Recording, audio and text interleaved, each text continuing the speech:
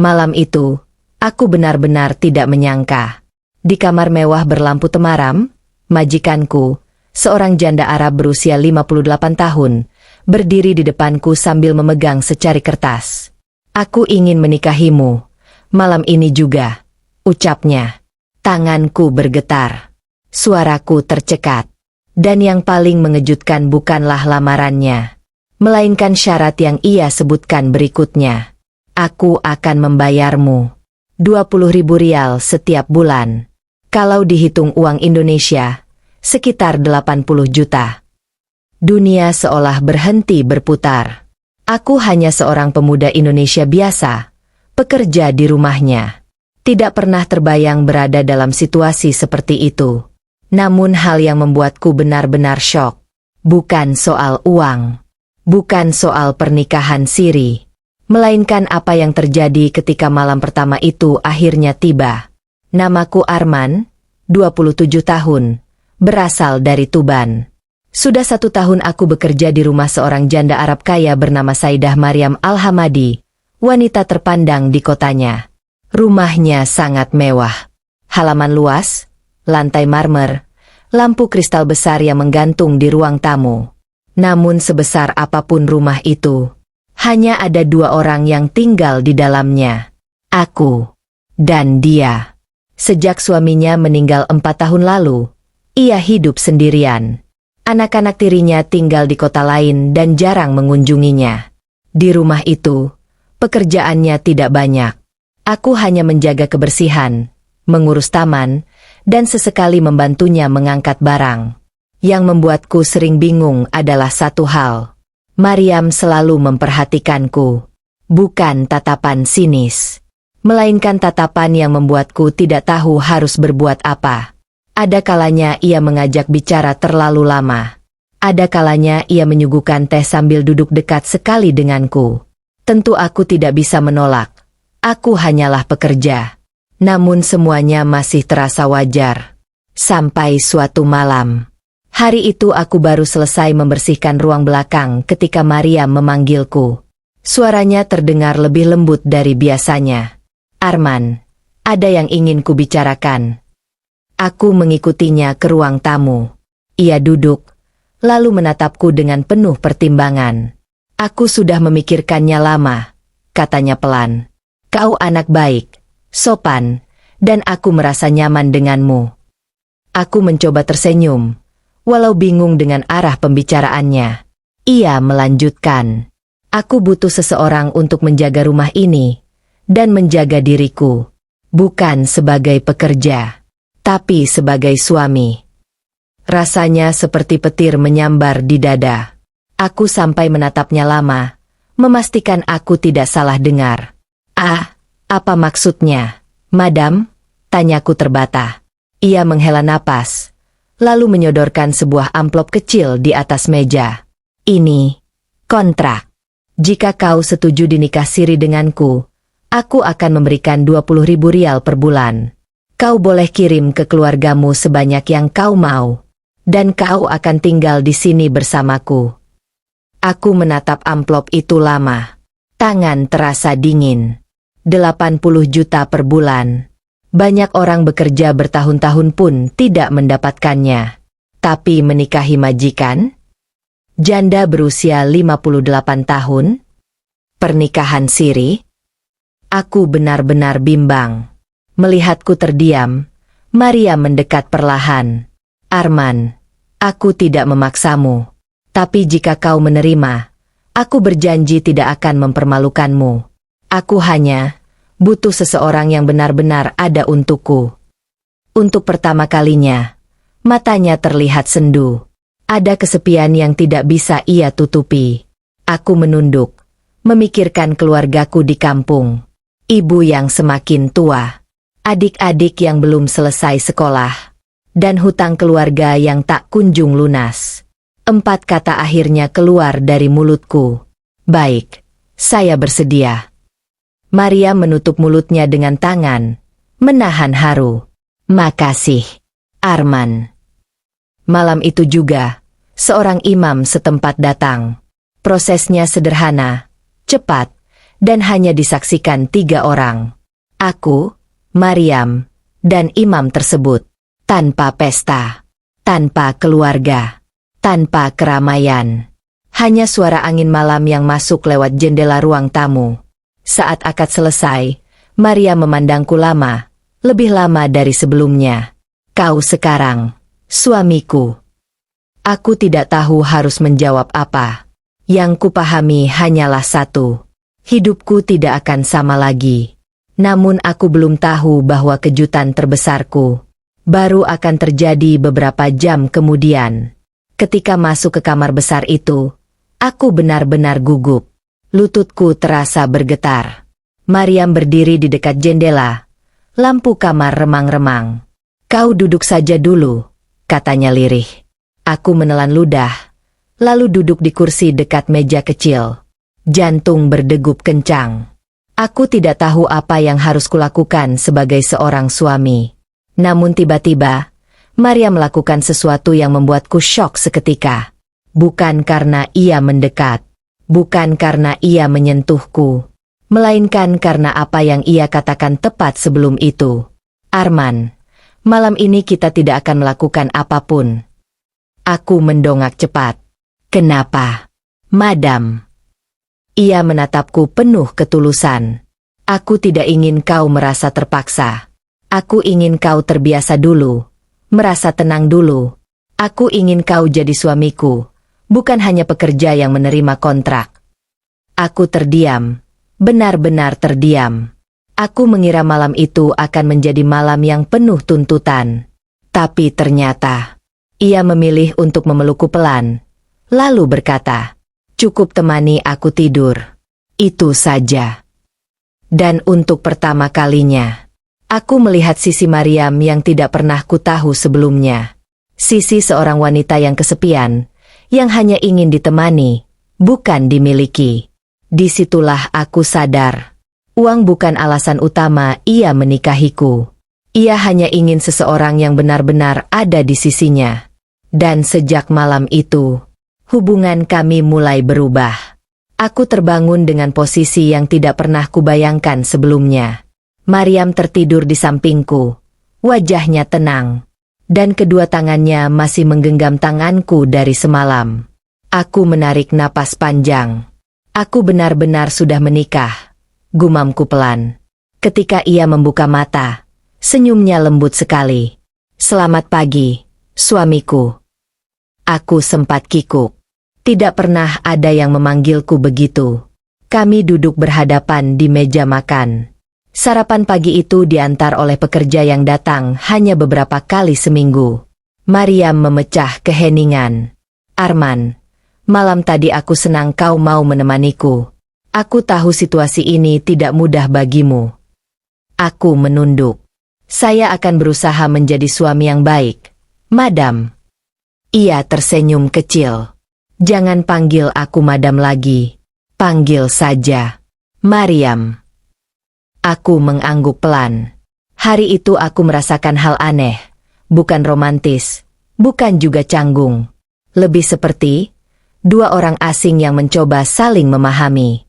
Seminggu setelah pernikahan siri kami, hidupku berubah drastis.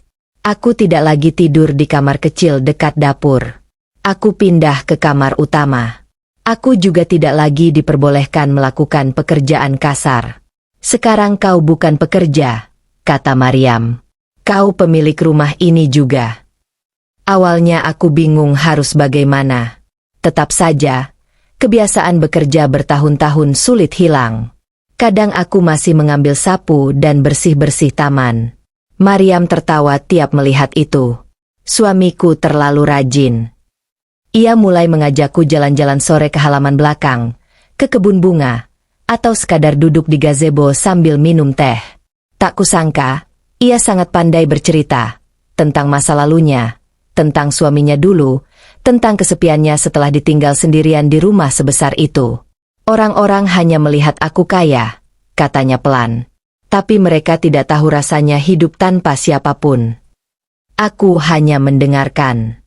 Entah kenapa, aku merasa empati, bukan karena uang, tapi karena tulus ia berbicara. Di saat itulah, Aku mulai paham alasan ia memilih menikah denganku.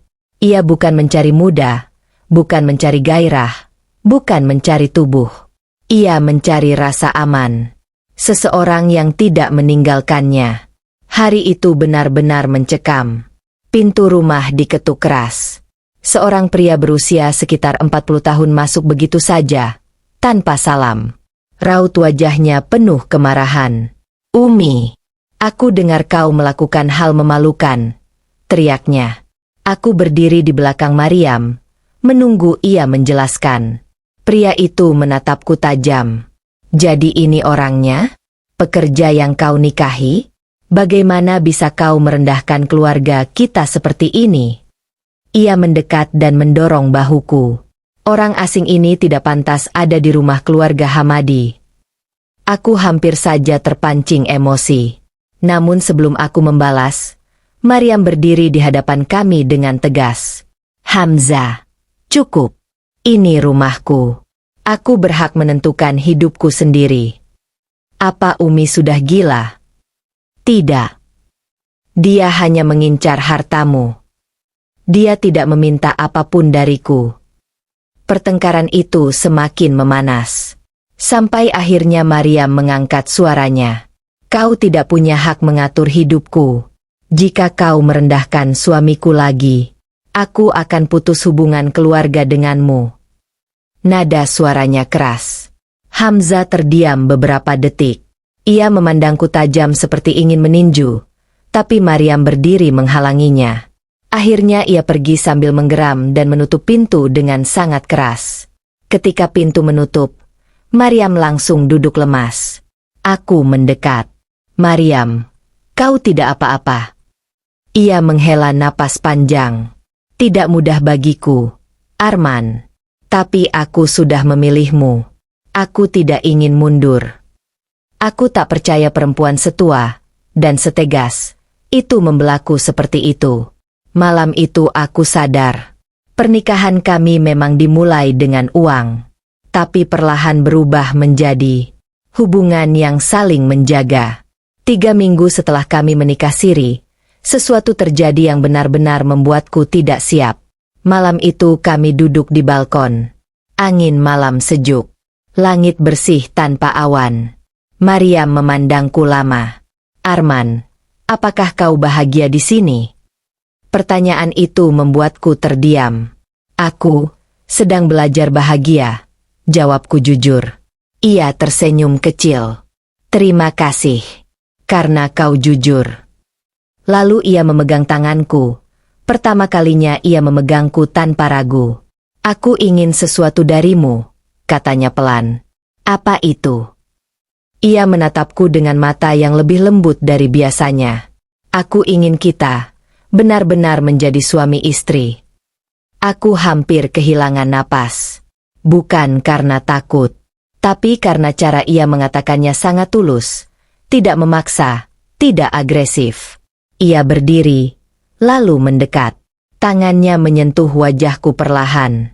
"Jika kau tidak siap, aku tidak akan memaksa. Tapi aku ingin kau tahu, aku sudah siap sepenuhnya menjadi istrimu." Degup jantungku semakin kencang. Untuk pertama kalinya, aku tidak lagi melihatnya sebagai majikan. Tidak lagi sebagai pemberi kontrak. Tidak lagi sebagai janda yang kesepian. Aku melihatnya sebagai perempuan yang memberi kepercayaannya padaku. Dan keputusan yang kuambil malam itu mengubah hubungan kami selamanya. Malam itu terasa berbeda dari malam-malam sebelumnya. Ada ketenangan, tetapi juga kegugupan. Mariam duduk di tepi ranjang, memandangku dengan mata yang teduh namun penuh harap. "Arman," ia memanggil pelan. "Aku tidak ingin kau melihat malam ini sebagai kewajiban." Aku mengangguk. Ia lalu menarik napas panjang dan mulai membuka selendang tipis yang selalu ia kenakan. Tetapi saat tangannya mulai bergerak ke kancing jubahnya, tubuhku refleks menegang. Mariam berhenti. "Tidak apa-apa," bisiknya. "Aku mengerti jika kau gugup." Aku menatapnya. Bukan takut, tapi terkejut karena satu hal. Ia terlihat jauh lebih rapuh daripada yang kukira. Aku mendekat dan memegang tangannya. Mariam, aku tidak ingin kau melakukannya karena merasa harus. Kita bisa pelan-pelan. Ia tersenyum kecil, namun air matanya jatuh begitu saja. Aku sudah lama tidak merasa dicintai, Arman. Aku hanya ingin merasakan bahwa aku masih berarti. Kalimat itu menusuk hatiku. Perempuan itu, yang kuat, tegas, berkuasa, malam itu berubah menjadi manusia yang sangat kesepian. Aku perlahan menarik selimut, duduk di sampingnya, dan memeluknya. Bukan gairah, bukan nafsu, melainkan kelembutan. Dan malam itu, hubungan kami bukan lagi sekadar transaksi, bukan lagi kontrak. Malam itu kami menjadi suami istri, dengan cara yang paling manusiawi. Hari-hari setelah malam itu terasa sangat berbeda. Mariam terlihat lebih bahagia. Ia lebih sering tersenyum. Lebih sering mengajakku berjalan-jalan ke taman. Bahkan mulai memasak makanan sederhana yang ia pelajari dari internet. Aku ingin mencoba membuat rendang, katanya sambil tersenyum bangga. Hasilnya memang tidak terlalu mirip rendang, tapi aku menghabiskannya tanpa protes. Ia tertawa melihat ekspresiku. Kau memakannya seperti orang kelaparan, katanya. Memang lapar, jawabku sambil pura-pura serius. Hubungan kami semakin hangat. Tidak terburu-buru. Tidak berlebihan. Seperti dua orang dewasa yang sama-sama belajar mencintai. Namun ketenangan itu tidak bertahan lama.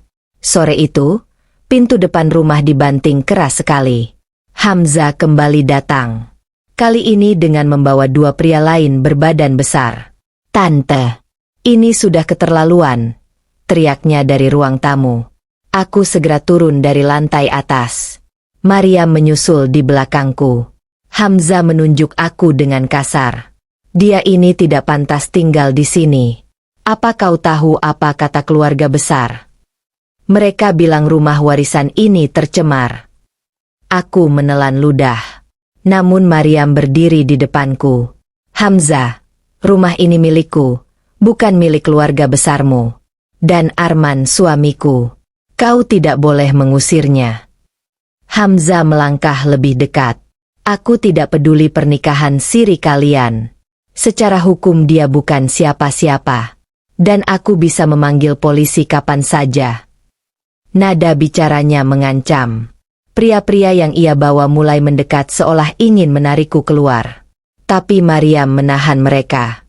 Sentuh suamiku, dan kalian akan merasakan akibatnya, ucapnya gemetar tapi tegas.